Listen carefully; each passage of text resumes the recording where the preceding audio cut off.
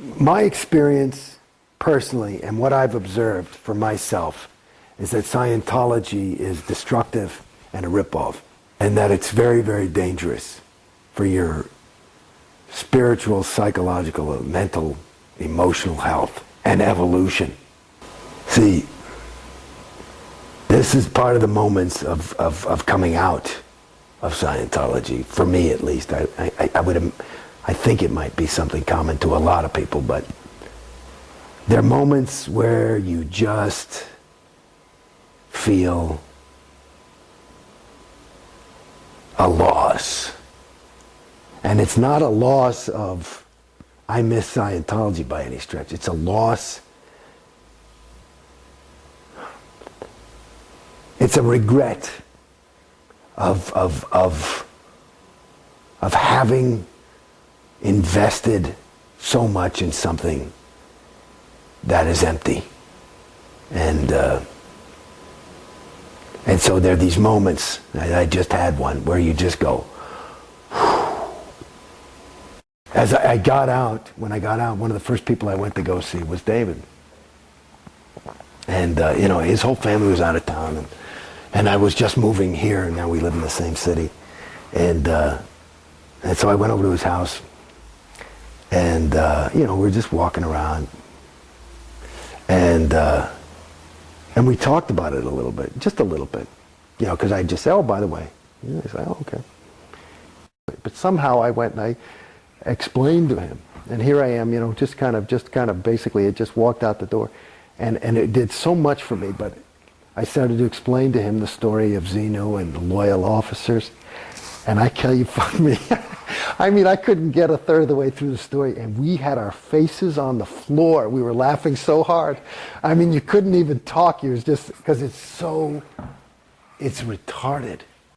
You know, it's a funny thing in Scientology. You feel as though you're waking up to the truth, the reality, or what really is. But what you're doing is waking up to the reality of Scientology. Can you imagine what it would be like to have a person at your beck and call and complete disposal, your slave, who not only was a slave by force, but by, you know, you've got them by the mind, not the balls, you got them by the mind. So they're in love with you, devoted to you, to do whatever you want for their entire lifetime, okay? And you can just get them, so they're working, let's say, I mean, just a person working 100 hours probably is what the average Sea Org person works a week. I'd say about 80 to 100 hours a week. What's the minimum wage on that is, you know, I mean, it's not even minimum wage shit. I mean, they build the buildings. They do everything. High-tech stuff. I mean, is it worth at least $75,000 a year? So that's it. And then you get that for 50 years, 40 years, because they get them when they're teenagers, you know? And they, you know, and they've also hired a dentist who takes care of their teeth. They've also hired a, you know, all these kind of things. It's part of their organization. I mean, what is that? That's just millions and millions of dollars worth of free labor. I mean, it's not only that, plus your whole life. And what do they get in exchange? They believe that they're saving this sector of the galaxy. And that's enough for them. So I was one of the first people to finish the congresses. Because I just sat, I get up and I fucking thing, and I get up early. I get up at like 5. And I just get up and I take the dog and I'd go and I'd listen to 3 tapes and walk for an hour or 2 and do the thing. And so I got through the congresses. And the congresses are part of what got me out of Scientology. Because if you listen to those fucking congresses, it goes like this. Hi everybody, I'm LRH. I'm very happy you're here. Listen, I've got great fucking news. We've got clear handled. And he'll do this thing, and it's this new technology, and here's the realization, and this is foolproof, and this is it. And this is that's it, and now welcome to 1964. Okay? Apparently, you know, because the fucking thing didn't work, and Dianetics didn't work, even though nobody ever said it didn't, but they always trying to perfect clear. Then the next Congress, and there were what, 20, 30 of these fucking Congresses? Maybe about, I don't know, 200 hours or some shit. Every fucking Congress is, I got it now we've got clear handled. We finally got clear. And this is going on over, I'm listening from 1964 to like 1970, and they still haven't fucking handled clear, but they're selling you clear. And you go to their museum, it's all the Sykes are bad, the Sykes are bad, this is a bad thing, and Hitler, and they're responsible for child pornography and rape, and it's all the Sykes.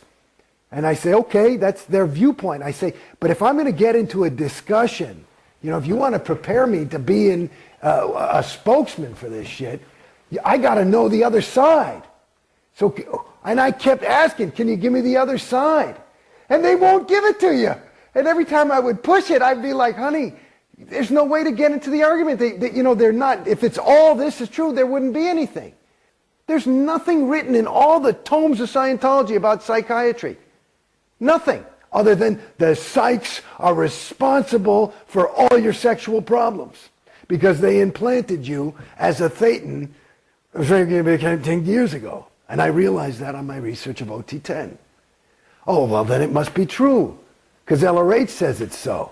And basically, there's maybe 2 sentences in there where LRH says, through my research on the whole track of OT something or other, I just discovered that this is all because of Sykes. And that's the reference they tell you to prove that the fucking Hitler and rape is a thing. And I'm like, honey, that doesn't quite handle it. Here's just a thing, if you have just a little thing. All these claims, how about a little bit of fucking evidence? How about some fucking evidence? I'm not talking about prove to me there's God. I mean, it's just some pretty fucking sweeping things of like, well, you have to take responsibility for, salvaging beings. Like this whole Xeno thing is insane. You know what I mean? Do people believe it? Why? Because LRH said it. Just like I was talking about the Sykes. There's no fucking evidence. It's just chatter. But let me tell you something. These are good people. These are some of the best people you can meet. These are people who really want to help. They're willing to give up their entire life and their own personal ambition to help others. That's a pretty rare, and generally you would say, it's a pretty decent person. I don't have an agenda. I don't think. I just, like most people, I guess I want to help. And I suppose that's why I got into Scientology. That is because I wanted to help. And right now I'm trying to help. And I know that the Scientologists are trying to help. They're just trying to help. I think that's what most people are trying to do, is they're just trying to help. I don't want to be a terrorist about it and shake anybody up and upset anybody. I have the luxury of having gotten into Scientology and after having been in it, been out. And that's a perspective that those people who are in and are not out do not have.